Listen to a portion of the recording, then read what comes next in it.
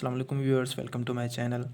जैसा कि हम जनरल एबिलिटी जो कि जनरल साइंस एंड एबिलिटी के मैथ्स का पोर्शन है, उसके पास्ट पेपर्स के सॉल्यूशन पे लेक्चर्स का एक सीरीज़ बनाने जा रहे हैं, जिसमें हम 2016 से लेके 2023 तक जनरल एबिलिटी के जो भी क्वेश्चंस आए हैं उनका वन बाय वन सॉल्व करेंगे।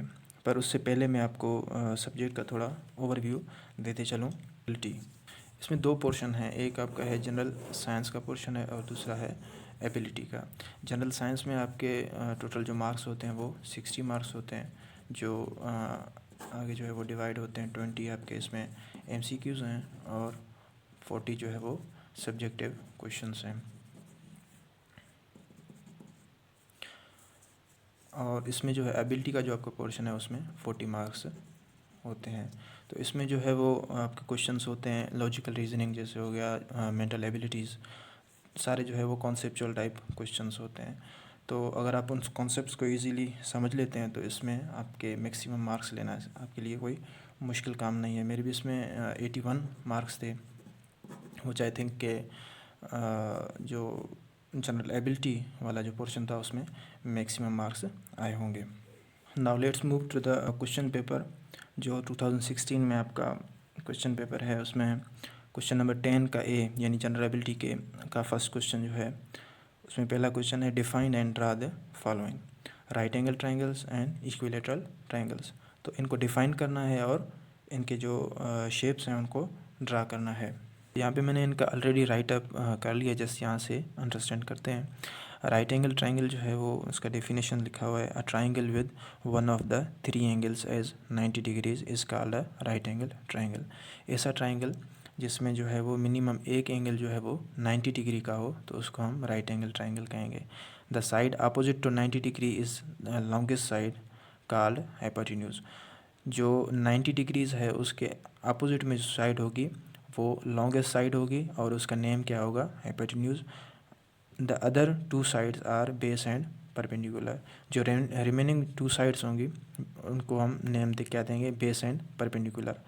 तो आपको जो एंगल गिवन एक तो 90 डिग्री एंगल होगा और उसके अलावा जो थीटा गिवन हो या वैसे एंगल गिवन हो उसके अपोजिट में हमेशा परपेंडिकुलर होगा और उसके एडजेसेंट में बेस होगा। अगर गिवन नहीं है तो आप पे डिपेंड करता है, आप जो भी लिखें इनको इस पे उसको परपेंडिकुलर लिखें उसको बेस लिखें तो वो आप पे डिपेंड करता है। उसके बाद है आपका equilateral triangle, a triangle which has 3 equal sides and 3 equal angles. Triangle के जो तीनों एंगल्स हैं वो इक्वल हों और उसके जो साइड्स हैं वो भी इक्वल हों, तो ऐसे ट्रायंगल को हम क्या कहेंगे, इक्विलेटरल ट्रायंगल। दूसरा क्वेश्चन इसमें है there are 9 students in a group having ages 15, 15, 16 up to 19 यहाँ पे दिए हुए हैं। Calculate mean, median, mode and range of their ages, also define the above mention terms. यानी जो गिवन हमें सीक्वेंस है इसमें हमें ये 4 टर्म्स फाइंड भी करने हैं और इनको डिफ़ाइन भी करना है।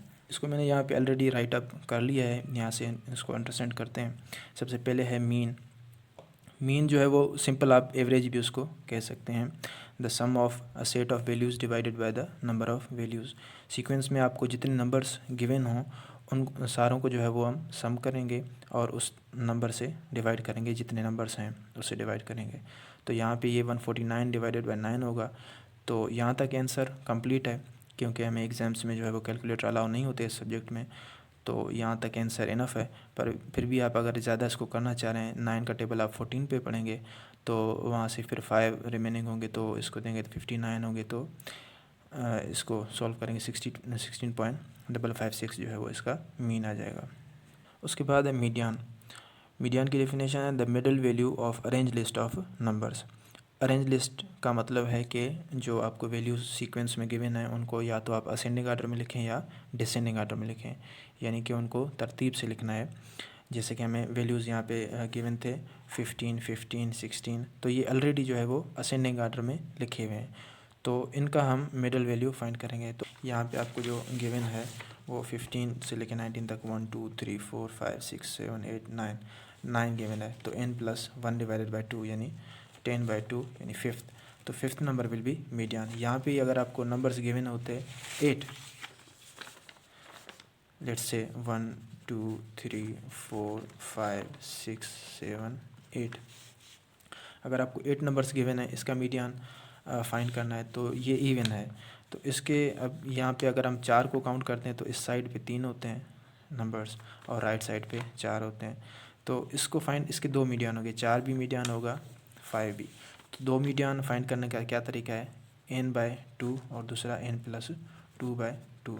तो n कितना 8 है, 8/2 यानी कि 4, 4th नंबर, और n+2/2 यानी कि 8 + 2/2, तो 10/2 किसके बराबर होगा, 5 के। यानी 4th नंबर और 5th नंबर दोनों मीडियन है। तो 2 मीडियन जब हों तो उसमें हम एवरेज निकालेंगे उसका, 2 + 5/2 यानी 9/2। तो ये क्या आ जाएगा, 4.5। तो इसका मीडियन क्या होगा, 4.5। मीडियन फाइंड करने के 2 डिफरेंट वेज हैं। पहला ये कि आपको जो गिवन सीक्वेंस है उसकी तादाद जो है वो ऑड हो, तो उसके लिए अलग फार्मूला आप यूज़ करेंगे। अगर इवन है तो अलग यूज़ करेंगे।